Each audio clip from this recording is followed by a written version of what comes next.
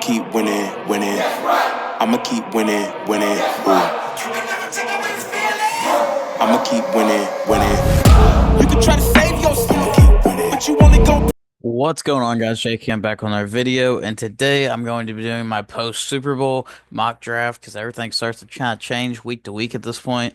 But before we get into it, please make sure to like the video, comment down below anything you agreed or disagree with, and make sure to subscribe to my channel to make sure to keep up with all the NFL content that I'm going to be putting out, whether it's NFL draft stuff, free agencies coming up, the NFL Combine, all that stuff, risers, fallers. I'm going to be putting videos out about it. So please make sure to subscribe to the channel to be able to keep up with all that.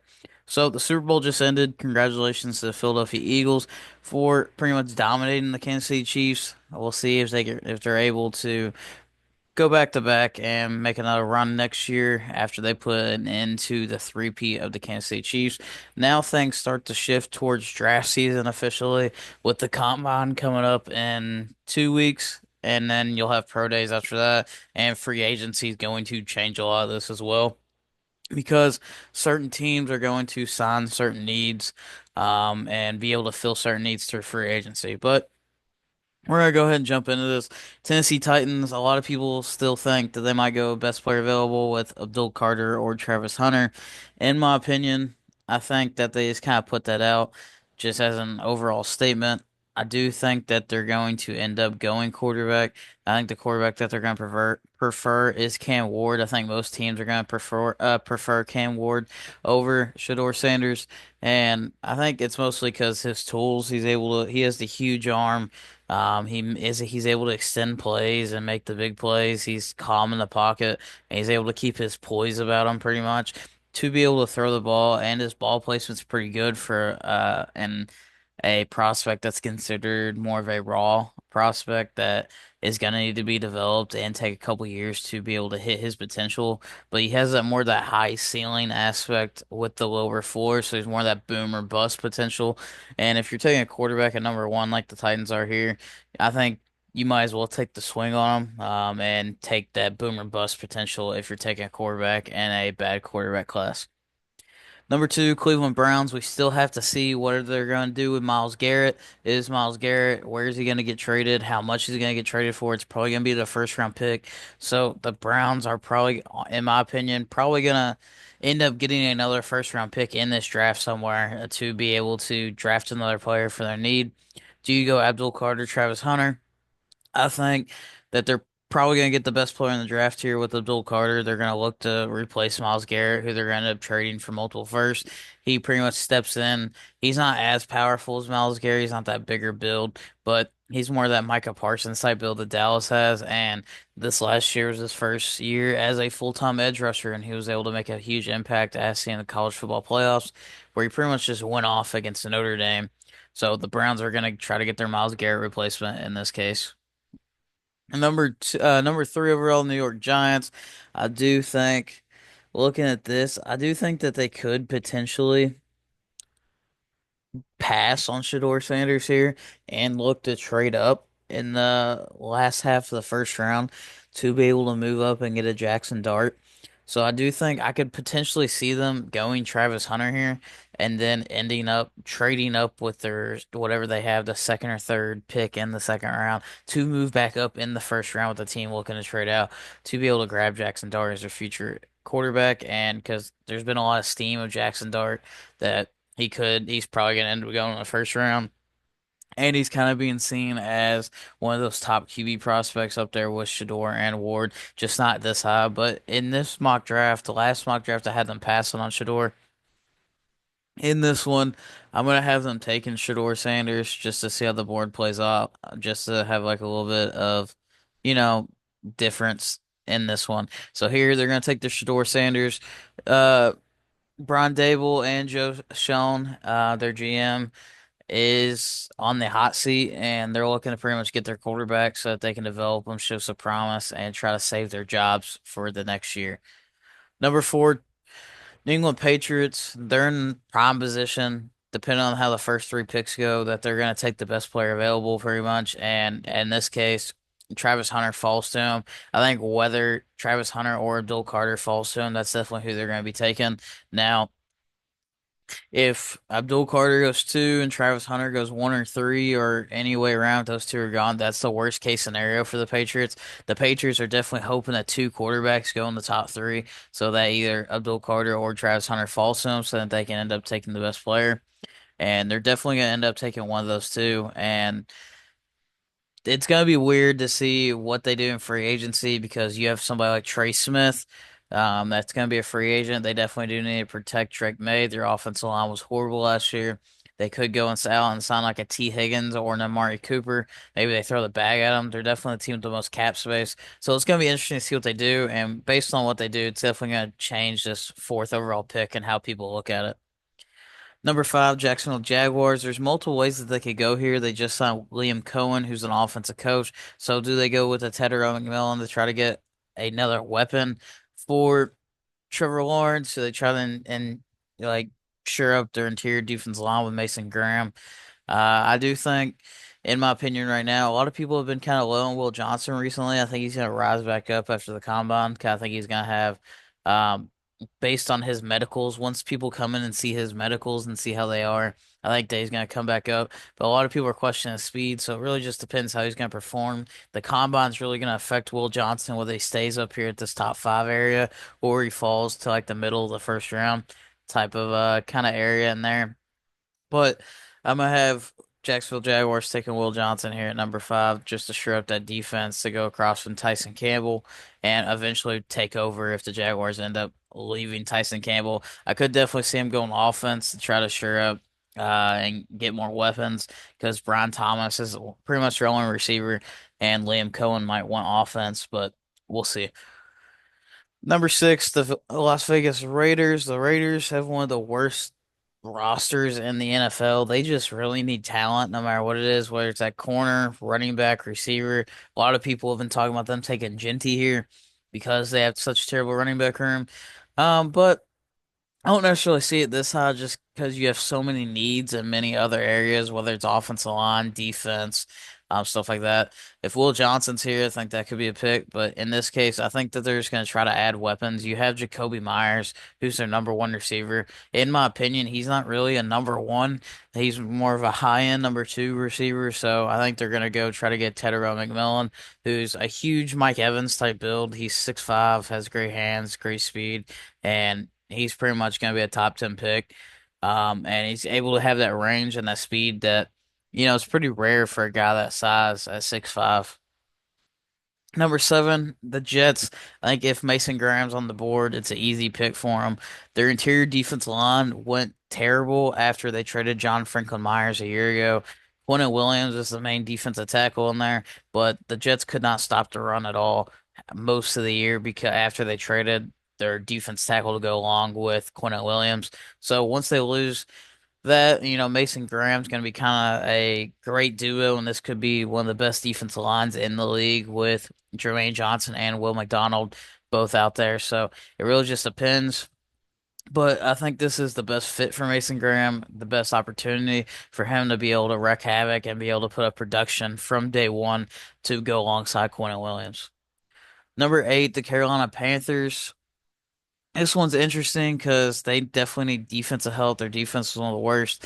I think if Tedero McMillan's still on the board, they could look to add weapons for Bryce Young. But since most of them really aren't on the board here, many weapons aren't. I think that they're going to try to go defense, whichever one they have. Number one on their board, whichever defensive player. And I think one of the biggest risers is Mike Green. Mike Green, I think, is going to go top 10 or around the top 10 because after his Senior Bowl, he pretty much showed out and dominated every offensive lineman in general anywhere. I think that he's definitely going to rise up a lot of people's boards, just this freak athletic ability. He led college football in sacks last year, 17 and a half. He led college football with tackles for loss. And this is someone I think is going to surprise some people and go a lot higher than what people think. And a lot of people are going to expect him around the teens and around the 20s area. I think that he is going to jump up some boards and go in the top 10. The New Orleans Saints, they have several areas to look at. Could they go edge, defensive line? Could they go tight end with Tyler Warren? Could they go wide receiver with maybe like a Luton Burton that goes up high? I think a lot of the receivers kind of fall here.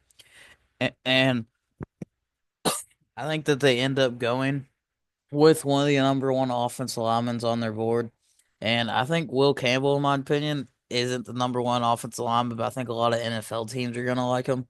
And he's going to be the number one offensive lineman on a lot of NFL teams' boards just because the consistency that he's had a lot after a couple of years. I've done a breakdown on the top four offensive linemen. So if you haven't seen those, please go to the channel and check those out. But I think that they're going to go Will Campbell. The Trevor Penning experiment has not gone well, and I think that they need to move on from Trevor Penning.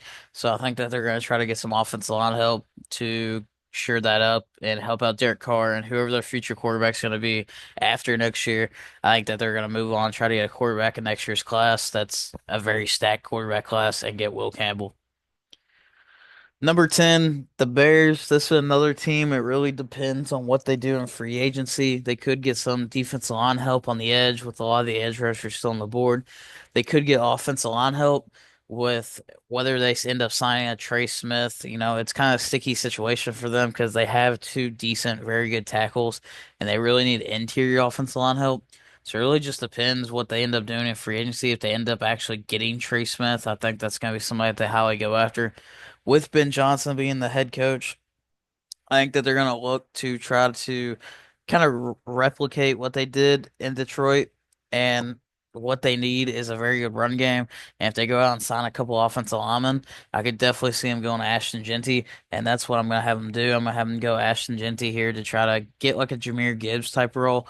And Jeanty is one of the best all-around running backs that we've seen in a while. He has great speed, he has great contact, and his balance is amazing when running.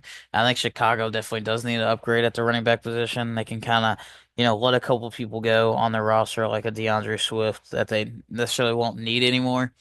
And he's going to step in and be day one starter and be a big role in Ben Johnson's offense. The 49ers, they're definitely either going to go defensive line or offensive line. They need help in the trenches mainly. And with this, I think that the best tackle, in my opinion, in this class is Kelvin Banks. And I think that they're going to look to try to get that Trent Williams replacement. Trent Williams was hurt a lot last year, and he had to miss several games. So I think Kelvin Banks coming in, if Trent Williams is healthy, Kelvin Banks has experience at guard. He played his first year, his freshman year at guard. So this is somebody that can play a guard for a year or two, and then once Trent Williams, who's very old, ends up retiring and calls it quits, he can move out to left tackle and be that franchise left tackle for him. The Dallas Cowboys, I think a lot of people think that they might go receiver, maybe a Luther Burton, someone else, maybe an Ashton Jeanty if he's on the board, but he's taken right now. Jeanty's probably the best fit for Dallas. But in my opinion, I think that they're going to look to go interior defensive line to try to shore that up. And one of the biggest risers from the Senior Bowl, who was very dominant, it was mostly Ole Miss guys, is Walter Nolan. And I really like the fit with Walter Nolan here in Dallas to be able to, you know, use his abilities in the interior to kind of help Micah Parsons out with his rushes to be able to add some interior pressure to either force the quarterback outside the Parsons or be able to free it up by drawing double teams so Micah Parsons is more one-on-ones, isn't able to get chipped and all that jazz. So I think the Dallas Cowboys are a good fit for Walter Nolan, who's one of the biggest Senior Bowl risers who pretty much dominated one-on-ones all week at the Senior Bowl a couple weeks ago. The Miami Dolphins, this is becoming one of the more popular picks for the Dolphins, and in my opinion, I think it makes the most sense. Armand Membu from Missouri. Membu, in my opinion, I think he's more of a guard. I think he reminds me of a lot of Elijah Vera Tucker from a couple of years ago, who's actually the Jets guard, who's one of the better guards in the league when healthy. And the Dolphins are going to need to keep Tua upright and be able to protect him. And Membu does a great job of this. He has one of probably the best first step off the ball in this draft class from offensive lineman. The way he's able to time the count and be able to fire off the ball to be able to get to the point of attack. He's very great in the outside zone scheme. Every single time in Missouri, if they ran outside zone, it was almost always the Membu side, and he was able to get the seal on the edge, allowing the running back to pretty much at least get five or six. So I think that makes the most sense for the Dolphins. They could end up going Malachi Starks here as well at safety, but Membu I think is a great fit for them, and they need to strip that offensive line. Robert Hunt left 2 years ago, and they haven't really had an answer for it, and need to keep Tua healthy. The Indianapolis Colts, they could look to go tight end, edge, safety, somewhere like that. But I think the biggest need that makes the most sense, best player on the board, Tyler Warren. Tyler Warren could go number 7 to the Jets. He could go top 10. I think that tight end ability, Jets just go a different direction. So the Colts need a tight end to be able to add a safety valve for Anthony Richardson. So I think Tyler Warren does make a huge amount of sense for him to be able to, he's more that George Kittle type role. He can help in the run game with Jonathan Taylor and Anthony Richardson running the ball while adding a safety valve for him in the passing game. Kind of like similar to how the 49ers use George Kittle. That's how Tyler Warren's going to need to be used with that George Kittle type role. The Atlanta Falcons, they could look to go edge rusher or defensive line. That's kind of the area they're going to look. They could end up getting somebody across from AJ Terrell to go with a cornerback combo. But I do think in this situation, Michael Williams is still on the board, and Michael Williams is a very raw prospect. He's someone that has all the tools, kind of similar to Trayvon Walker from a couple of years ago that went number 1 to the Jaguars. He's pretty much a freak of an athlete. He just needs to be able to be coached and refined and to be able to use those tools to be able to make an impact on the field. The Arizona Cardinals, they could go defensive line, they could go offensive line, they could even add a receiver, I think, to be able to go across from um, Marvin Harrison to be able to add another weapon. So I think a Luther Burden could be in play here. That's somebody that could work out of the slot to complement Marvin Harrison, who's going to be more of an outside receiver. But I think in this instance that they need to shore up their defensive line, and somebody that was another huge Senior Bowl riser was Shamir Stewart. Shamir Stewart was seen more of a run defender, somebody that could stop the run very well, and a lot of teams weren't very sure about his pass rushing ability. And at the Senior Bowl, he showed up and he showed everyone his pass rush ability. He pretty much was unblockable, kind of like Mike Green and Walter Nolan at the Senior Bowl, and he rose his stock up a bunch. And we're gonna see him more in this mid first round to the early 20s area for Shamir Stewart because he was able to show that he's not only a good run defender, but he's also a very good pass rusher as well. Cincinnati Bengals, they're going to look to go the same, either edge or tackle in this instance. And if we're looking at it, a lot of the tackles kind of flew off the board early. I'm not sure which tackles are left. And it's just Josh Simmons. I think he's going to fall down the board a little bit. And I think that with the very loaded edge class that we have with the Cincinnati Bengals, I think that they are going to look to go edge in this instance or interior defensive line to try to get somebody to go across from Trey Hendrickson, who led the league in sacks last year, but the Bengals defense was one of the worst in the NFL. So I do think that they're going to go with James Pierce. James Pierce was somebody that was seen as the number 1 overall pick going into this year because he had a very good sophomore year. His junior year was not as good. He kind of dropped back a little bit. He still had about 8 sacks for Tennessee, so he was still very productive. But he was somebody that was seen as the number 1 overall pick, so it's definitely a little bit of a disappointment. But it's kind of weird where they see him. Daniel Jeremiah had him barely going at the end of the first round, so we'll definitely see how it goes. The Seattle Seahawks, I think the number 1 player that they want would be an Armand Membu type guy, but in this case, he's off the board. So what they really do need interior offensive line help mostly. So I think in this situation, you go with the Tyler Booker, who's more that safe option. He started 3 years at Alabama. He is more of a high floor player. He doesn't necessarily have the high ceiling that maybe he's going to be one of the best guards in the NFL, but he's definitely going to be a solid starter for many years, and he's going to be a great impact player and a great starter for them that's going to be able to slide in and help with their interior offensive line. Maybe even they might even need to sign a tackle in free agency to replace Abraham Lucas, who has not been very good. But at their left tackle spot, they have Charles Cross. So whichever guard you want to put Tyler Booker in, he's able to pretty much come in and make that impact.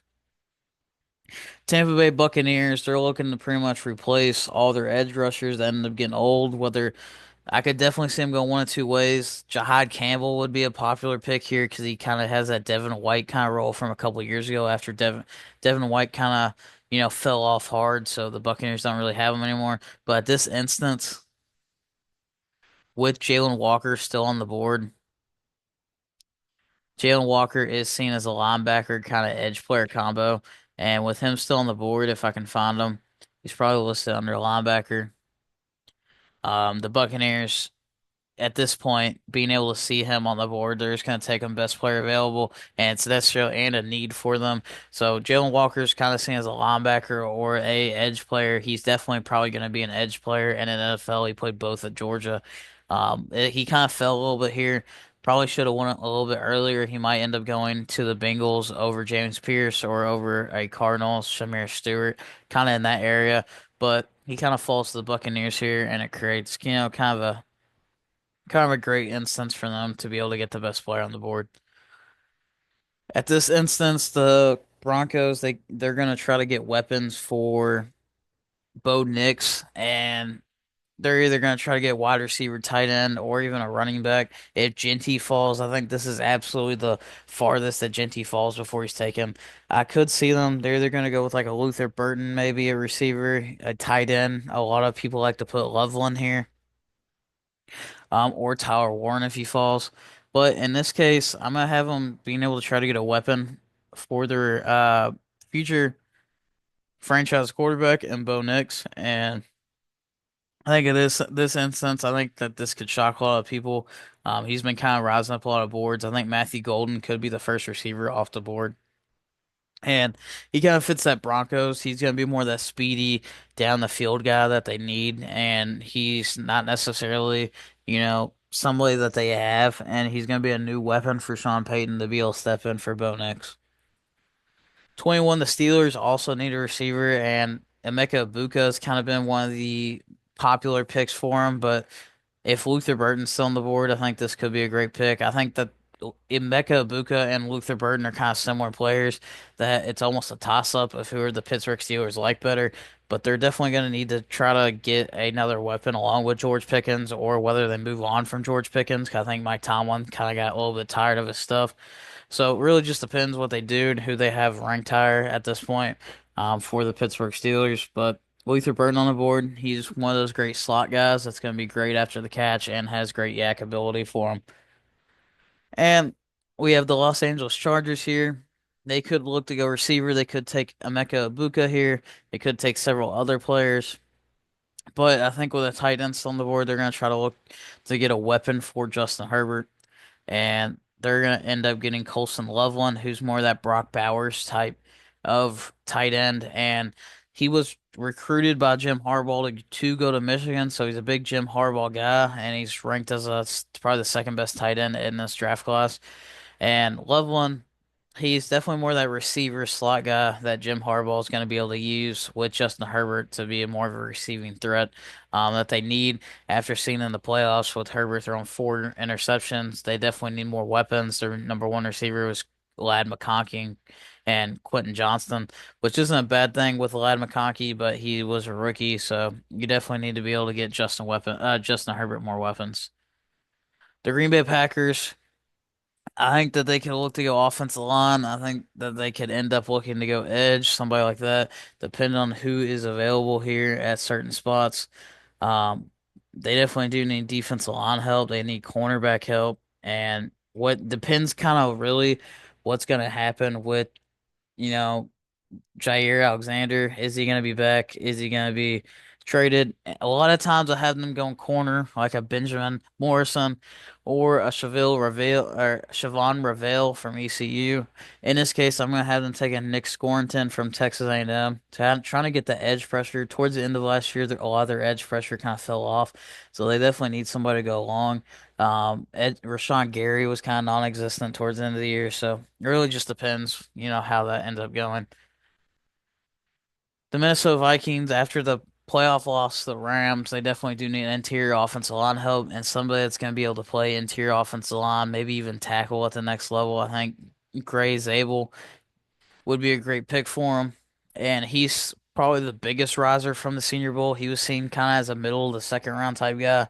And after the Senior Bowl, he was had a very solid week, and he was able to pretty much do very good and one-on-ones, winning a lot of his one-on-ones, and he's able to raise into the first round. And I think the Vikings take him over somebody like a Josh Simmons just because of his guard ability to be able to play on the interior. So they end up going Gray Zabel from North Dakota State. The Houston Texans, they're going to be losing Stephon Diggs probably. He's going to be a free agent. And Tank Dell just tore his ACL and everything towards the end of the year. So he's probably going to miss a lot of the first part of next year. So they're going to look and they get Emeka Egbuka still on the board. He gets to go across from Nico Collins and be kind of that yak guy that gets the short yardage from CJ Stroud to be able to go out and make a play and make a couple guys miss. The Rams, they had a decent offensive line, but it's very aging. Several of them are free agents. Note Bloom is getting older, and he's going to be looking to be gone here soon. And I think that they're going to get somebody like Josh Simmons. Note Bloom can still hold it down for a year. Josh Simmons could come in and play guard potentially for a year. Or while Josh Simmons gets healthy after that season-ending knee injury that he has, I think he potentially had the upside. In my opinion, as of right now, he's like the fourth or fifth best offensive tackle in this class. He definitely does have high upside. He does everything very well, but he's not really like amazing or like a star at one thing. But he's very great all around tackle that's good at a lot of different things and very great at all of them, but he's not necessarily excels at one of them like a pass pro, like a Will Campbell, or in the run game like a Kelvin Banks, or with a wicked first step like Armand Menbu. He's kind of just decent at all of them. He's not really a star at any of them. The Ravens here, the Ravens could end up going corner and being able to get the best cornerback class or best corners in the NFL. They could end up going another way, but I think that they really struggled on the offensive line at one point. Ronnie Stanley is a free agent, so whether he goes somewhere else, I think they're going to look to get his replacement and go Josh Connerly, who's another tackle towards the end of this class that kind of falls into their lap at this point.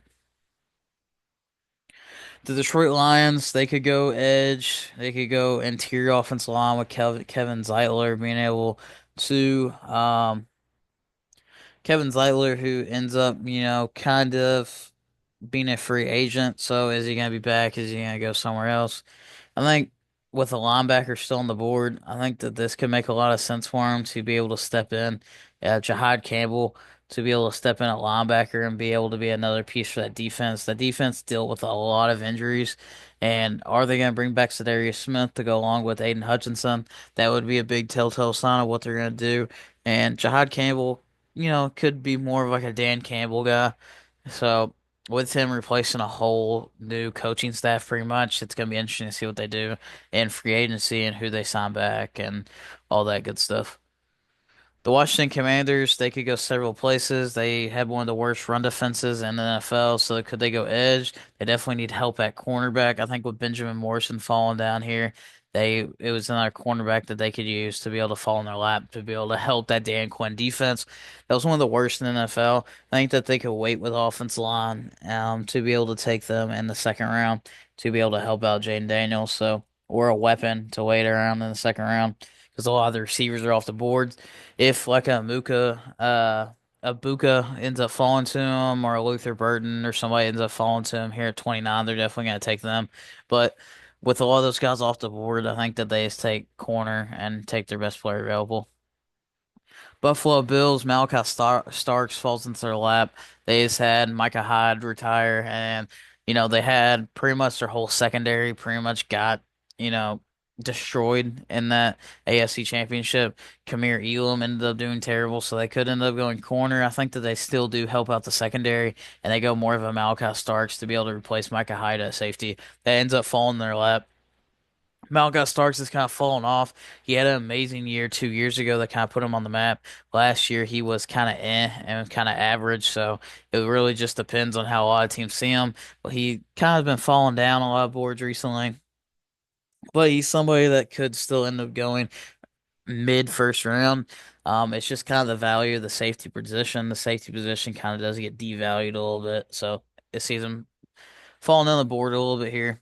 The Kansas City Chiefs, they definitely do need an offensive tackle. They also need defense. They did a great job of stopping the run against the Philadelphia Eagles.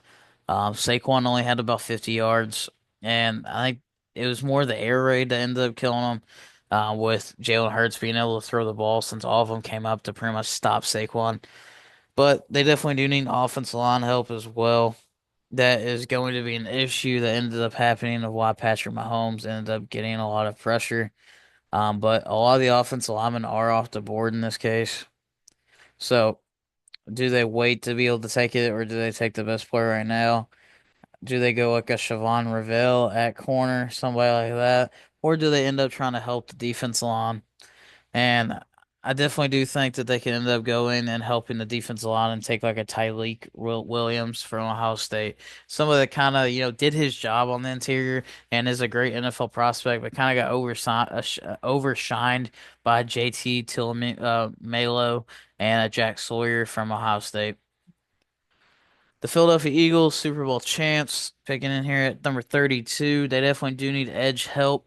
Um, Josh Sweat's going to be a free agent, and after his Super Bowl where he had almost 3 sacks, he's probably going to get a big deal if they're not going to be able to match. I think that they do re-sign Zach Bond to be able to play in that defense, but I think that they need to replace their edge players who they're probably going to lose.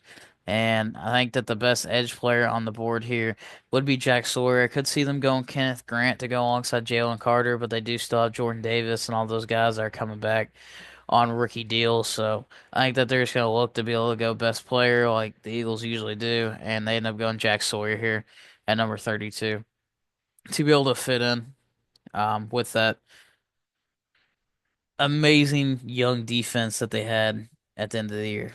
So here's a recap of my first round. You can go back and look and see if your team took. It's definitely going to be interesting. Like I said, none of this is set in stone. The NFL draft changes every week, and it's definitely going to change with the combine coming up. People are going to rise up boards, people are going to fall down boards. And especially with free agency, it's going to happen about a month, depending on what certain teams do, whether who they sign is definitely going to change it. For instance, somebody like the Bears, if they sign a lot interior offensive line and get that settled, they could end up taking Ashton Jeanty. Or maybe they don't sign anybody, so then they have to take offensive line here with like a Kelvin Banks or somebody. Several pieces like that are going to end up happening. But please make sure to like the video, comment down below anything you agreed or disagreed with I talked about. Please make sure to subscribe to the channel for future NFL content that I'm going to be putting out in this off season. That's going to be coming up with draft season coming up. And thanks for watching. Yeah, feel like John Morant, need a triple-double, told him check the stats, yeah, I got a couple, I don't drop the ball, now I never fumble, I'm the MVP, now I feel like Russell, feel like John Morant, need a triple-double, told him check the stats, yeah, I got a couple,